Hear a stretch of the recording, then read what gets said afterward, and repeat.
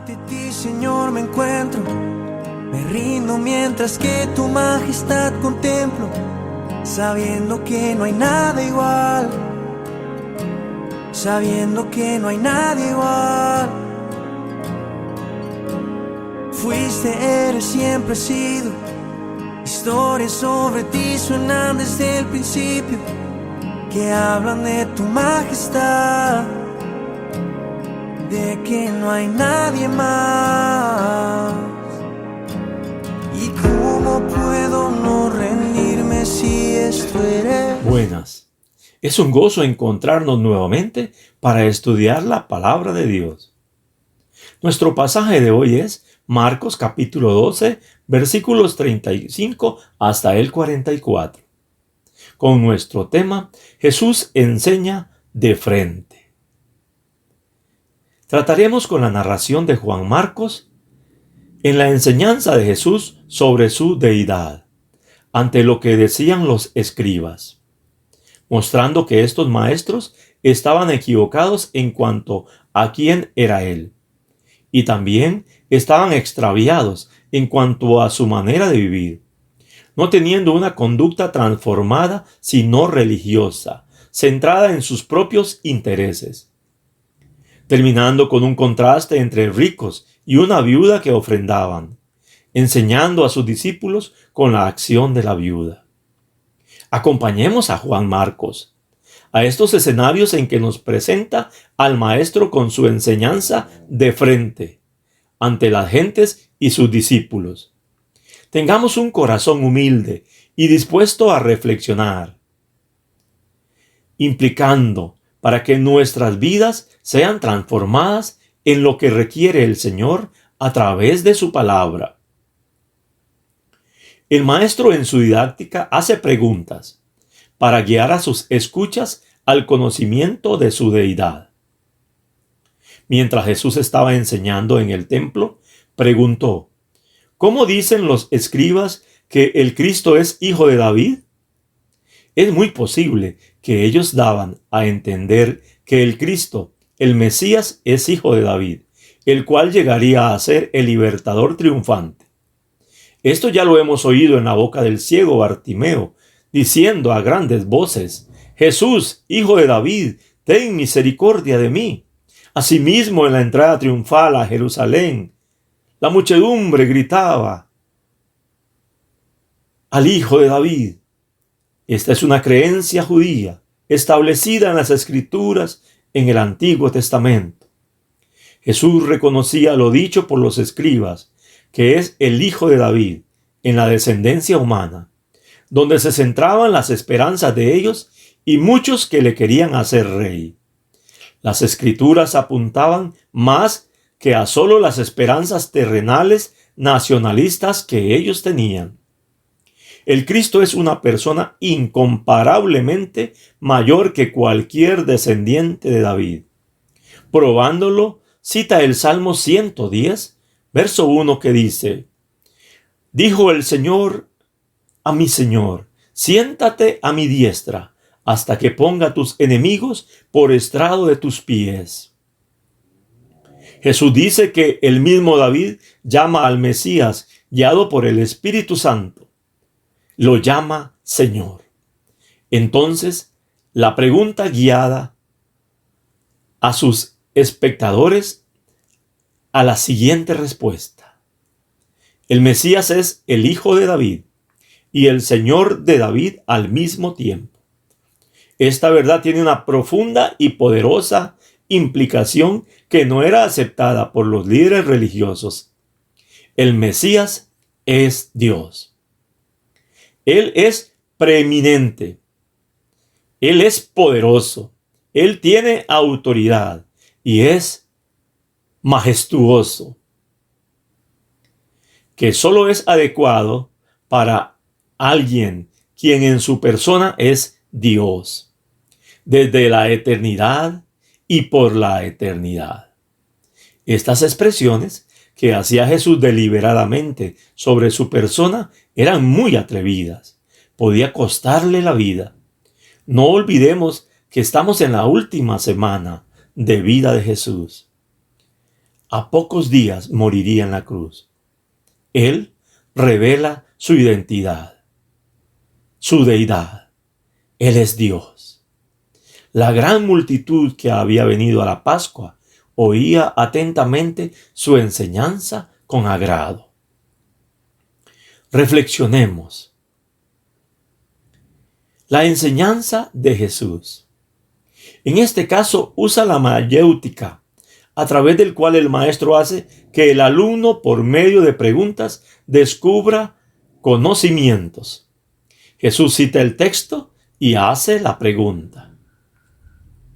Como personas que enseñamos la palabra de Dios, seamos creativos al enseñar. ¿Qué desafío nos pone el gran maestro, Jesús? También, como estudiantes de la palabra de Dios, profundicemos en ella, estudiando cuidadosamente para encontrar las respuestas a tantas preguntas que tenemos, descubriendo lo que el Señor nos quiere enseñar. Y de esa manera, creámoslo y vivámoslo.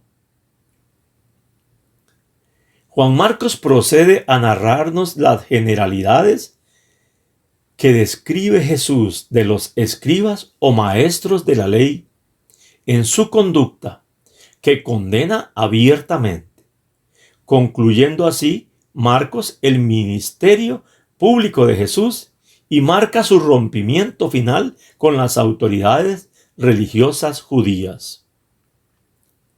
Jesús advertía a las gentes de los escribas que buscaban la alabanza de los hombres y se abusaban de su posición, caracterizándose por lo siguiente. Les gustaba andar con largas ropas. Estas revelaban prominencia social por tener riquezas o posiciones públicas. Eran vestidos de lino blanco con flecos, que se ponían los sacerdotes, en este caso los escribas y los levitas. Amaban las salutaciones en las plazas. En plazas y lugares públicos les saludaban con títulos como rabí, o padre, o amo. Aquellos que le tenían alta estima, y a ellos les agradaba. Amaban las primeras sillas en las sinagogas. Y es que estas eran las que estaban cerca del mueble donde se guardaban los rollos sagrados de la Escritura y quedaban hacia toda la congregación. Cerca del que dirigía la oración y la lectura estaban. Era un lugar de privilegio y considerado de honor. Amaban los primeros asientos en las cenas, especialmente en los banquetes. Se sentaban al lado del anfitrión y ellos recibían un trato preferente. Devoraban las casas de las viudas. Inescrupulosos en esto. Los escribas no recibían pago por sus servicios. Dependían de la hospitalidad de los devotos. Pero había abuso y explotación de las personas, especialmente los de escasos recursos. Allí contamos las viudas. Por pretexto, hacían largas oraciones, haciendo interminables de largas a estas, para impresionar a las gentes, atrayendo su atención y ganar confianza en lo religioso. Jesús termina su resumen con las fuertes palabras siguientes. Estos recibirán mayor condenación. La responsabilidad de los escribas era muy grande. Sus enseñanzas y actitudes influían en los demás. Ellos eran personas conocedoras de la Escritura. No practicaban lo que enseñaban. Al ser conocedores, les hace merecedores de un castigo más severo. Reflexionemos. Peligro. Cuídese de lo que dicen y hacen los maestros. Jesús advertía sobre generalidades en la conducta de los escribas. Partimos de que se estudia y aprende la palabra de Dios. Nos exponemos a ella para que el Señor, por medio de su Espíritu, cambie nuestras vidas. Por tanto, a alguien que enseñe la palabra de Dios, se esperan cambios en él. Nuestra conducta debe reflejar la obra de Dios en nuestras vidas cada día. No aceptes a los maestros que no viven de acuerdo a la palabra de Dios. Ten mucho cuidado. Hay maestros que solo buscan el interés propio. Son codiciosos. Quieren tener poder, fama y dinero. Su deseo no es glorificar a Dios, sino a sí mismos. Los que enseñamos, escuchemos humildemente las palabras de Jesús. Examinémonos con honestidad a nosotros mismos, preguntándonos cuáles son los motivos que nos mueven a hacer las cosas. Que podamos ser imitadores de Jesús. Nunca olvidemos esta frase. Aprendemos, vivimos y enseñamos. Juan Marcos nos narra una vida de las personas que llegan allí en el último tiempo a la Pascua. Una escena vívida. Jesús sentado, observando a los que ofrendaban en el atrio de las mujeres. Las alcancías del templo estaban en el recinto de la tesorería, en el lugar reservado a las mujeres. También allí podían entrar los hombres. Junto al muro de este se encontraban 13 recipientes en forma de trompeta para recolectar y recibir las ofrendas, estas voluntarias y las contribuciones que traían los adoradores. Desde un lugar apropiado delante de uno de estos recipientes, Jesús miraba cómo el pueblo que había venido a la Pascua echaba el dinero en el arca. Vio que muchos ricos quedaban muchas monedas. Estas podían ser de oro, plata, cobre y bronce. También que vino una viuda pobre. Dio 2 blancas o leptas. Un leptón era la moneda judía más pequeña de cobre que se encontraba en circulación en Palestina en esos tiempos. 2 leptas valían 1/64 de un denario romano, el cual era el salario diario de un obrero. Marcos expresó el valor de estas monedas en términos de dinero romano para sus lectores de Roma, es decir, un cuadrante. En el contraste es claro. Los muchos ricos dieron mucho. Una viuda dio 2 pequeñas monedas de muy poco valor. Esta es una ocasión muy importante para Jesús, tal como hizo en otros momentos. Llama a los discípulos, con palabras solemnes les dice: de cierto os digo que esta viuda pobre echó más que todos los que han echado en el arca.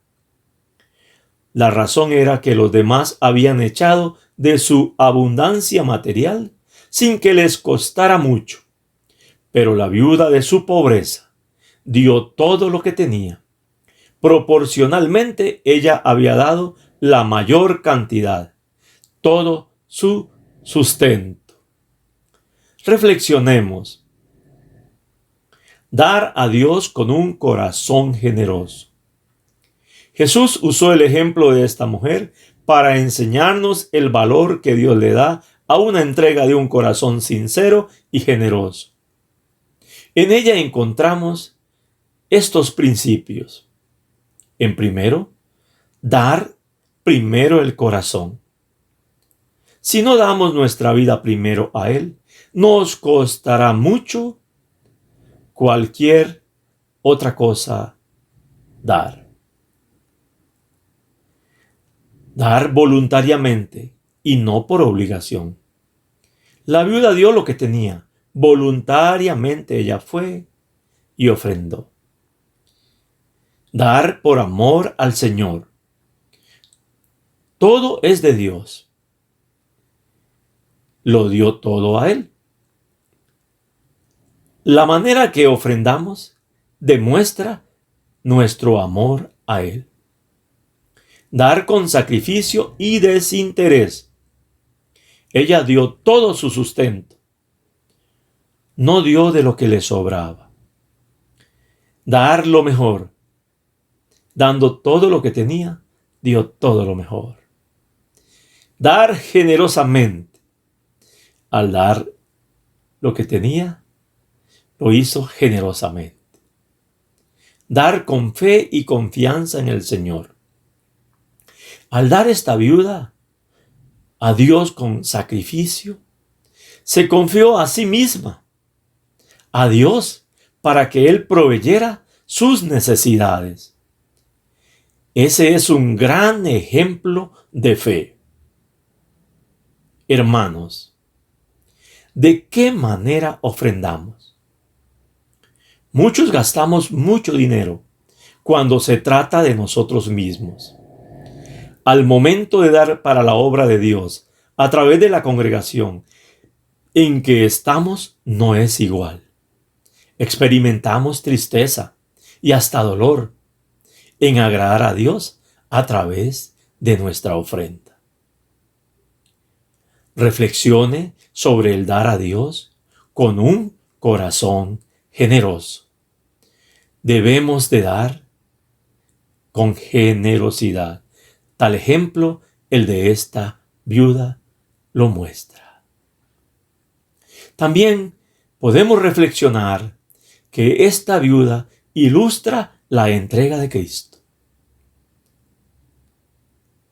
Esa entrega total que Jesús hizo de sí mismo en su muerte y muerte en la cruz. Marcos 10:45 nos dice: Jesús vino para dar su vida en rescate por muchos. Jesús vino a dar. Jesús vino a dar su vida por personas como nosotros. Pagó el precio para liberarnos de nuestro pecado. Murió para que pudiéramos vivir eternamente. Él se entregó a sí mismo, voluntariamente, como ofrenda agradable a Dios, como pago por nuestro pecado. Se dio en el sacrificio que le llevó a muerte y muerte en la cruz. Le animo a amarlo por habernos dado tanto.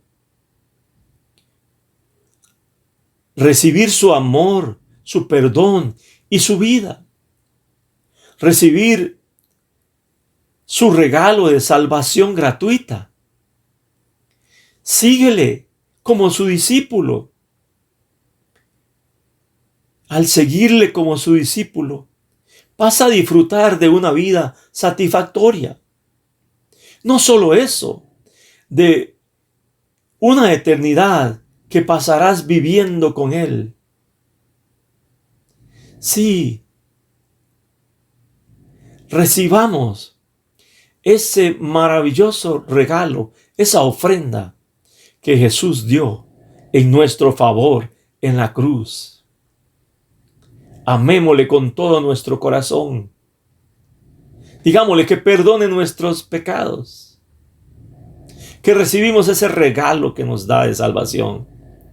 Y tendremos esa vida satisfactoria. Y por la eternidad estaremos con Él. Se les ama. Dios les bendiga más. Una feliz semana.